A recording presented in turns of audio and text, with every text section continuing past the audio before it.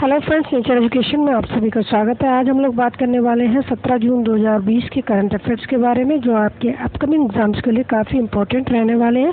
तो चलिए वीडियो शुरू कर लेते हैं और देख लेते हैं आज का पहला इम्पॉर्टेंट करंट अफेयर। तो फ्रेंड्स, आज का पहला क्वेश्चन है, मरुस्थलीकरण और सूखा दिवस कब मनाया जाता है? तो फ्रेंड्स, ये मनाया जाता है 17 जून को। ऑप्शन ए इसका सही जवाब हो जाएगा। मरुस्थलीकरण और सूखा दिवस 17 जून को मनाया जाता है और इस बार की इसकी थीम है food feed fibre, the link between conservation and land. तो ये थीम भी काफ़ी इम्पोर्टेंट रहेगी, इसको भी आप याद रख सकते हैं। चलिए आगे चलते हैं अगले क्वेश्चन की तरफ। फ्रेंड्स, अगला क्वेश्चन है लूनार पोलर एक्सप्लोरेशन 2023। एक्चुअली ये चंद्रमा के लिए नेक्स्ट मिशन है। आपको पता होगा कि अपने भारत का चंद्रयान फर्स्ट और चंद्रयान सेकंड, ये 2 मिशन भारत की ओर से जारी हो चुके हैं, लॉन्च किए जा चुके हैं।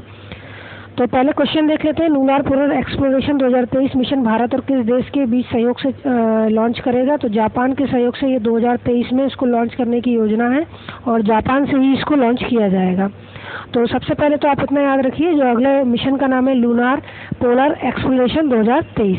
इसमें जो व्हीकल यूज़ होगा वो H3 यूज़ होगा। व्हीकल का नाम भी आप याद रख सकते हैं, H3 व्हीकल यूज़ होगा। अब चलते हैं थोड़ा सा बैकग्राउंड में भारत के चंद्रयान की ओर। तो भारत का जो प्रथम चंद्रयान मिशन लॉन्च हुआ था वो 22 अक्टूबर 2018 को हुआ था और जो दूसरा चंद्रयान था, आप सभी को पता होगा, काफ़ी चर्चा में रहा था, 22 जुलाई 2019 को लॉन्च हुआ था, जिसमें विक्रम लैंडर था और प्रज्ञान रोवर था। सॉफ्ट लैंडिंग नहीं हो पाई थी, इससे केवल ऑर्बिटल ही सक्सेसफुली ऑर्बिट में चक्कर लगा पा रहा था, लेकिन सॉफ्ट लैंडिंग ना होने की वजह से रोवर नहीं खुल पाया था। तो ये तो हो गया इस क्वेश्चन के बारे में। तो आपको याद रखना है लूनार पोलर एक्सप्लोरेशन 2023 जापान के सहयोग से भारत लॉन्च करेगा और जो लॉन्चिंग होगी वो जापान से ही होगी। आगे चलते हैं अगला क्वेश्चन। हाल ही में आरबीआई के द्वारा प्राइवेट बैंक की संरचना और गाइडलाइन को रिव्यू करने के लिए किसकी अध्यक्षता में एक समिति का गठन किया गया? इंपॉर्टेंट क्वेश्चन रहेगा। जो अध्यक्षता है वो पी.के. मोहंती की अध्यक्षता में एक समिति का गठन किया जा रहा है, जो प्राइवेट बैंक की संरचना और गाइडलाइन को रिव्यू करेगी। तो याद रखना है आपको, पी.के. मोहंती की अध्यक्षता में। ऑप्शन बी इसका सही जवाब हो जाएगा। चलिए आगे चलते हैं। अगला क्वेश्चन है friends, international day of family remittance कब मनाया जाता है? तो friends, international day of family remittance UN के द्वारा मनाया जाता है और ये 16 जून को मनाया जाता है। 2015 से इस डे को मनाने की घोषणा की गई थी यूनाइटेड नेशन के द्वारा। चलिए आगे चलते हैं फ्रेंड्स। अगला क्वेश्चन है, हाल ही में अंकटाड द्वारा, अंकटाड की फुल फॉर्म भी आप यहाँ पर देख सकते हैं, United nation conference on trade and development, ये अंकटाड की फुल फॉर्म है।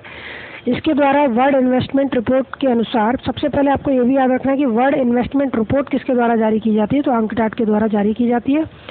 तो इसके अनुसार एशिया के विकासशील देशों का एफडीआई कोविड-19 महामारी के चलते कितने प्रतिशत घटने का अनुमान है?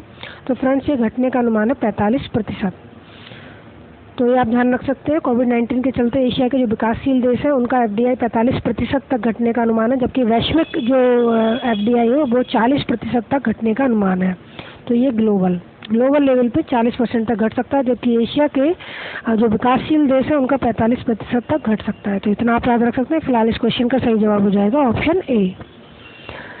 तो फ्रेंड्स, ये तो थे आज के इम्पॉर्टेंट करंट अफेयर्स। अगर आपको वीडियो अच्छी लगी हो तो लाइक करिए, चैनल को सब्सक्राइब करिए। इस चैनल पर कोई भी इस तरह के करंट अफेयर्स वीडियो को लंबा करने के लिए नहीं डाले जाते हैं, जो आपके एग्जाम के लिए इम्पॉर्टेंट रहते हैं, सिर्फ उन्हीं करंट अफेयर्स को कवर किया जाता है। Thank you for watching.